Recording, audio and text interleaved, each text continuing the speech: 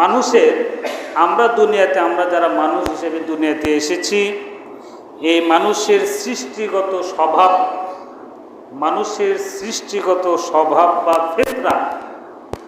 স্বভাব বা ফেতরাত যেটা, এটা হচ্ছে 10 প্রকার, 10টি।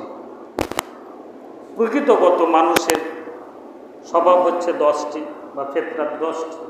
এই 10টি কি? এই 10টি একটু আমরা জেনে নেই, হয়তো অনেকে জানি না।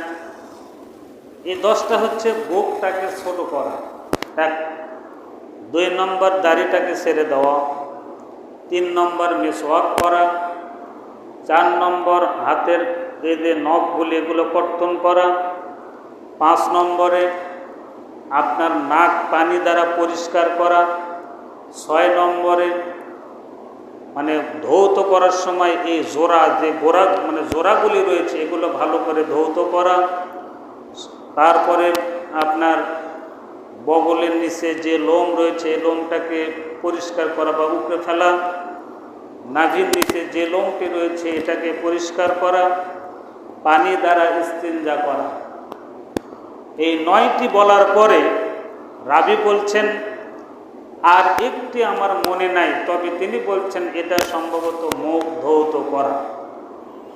এই 10টা মানুষের স্বভাব ফিতরাত।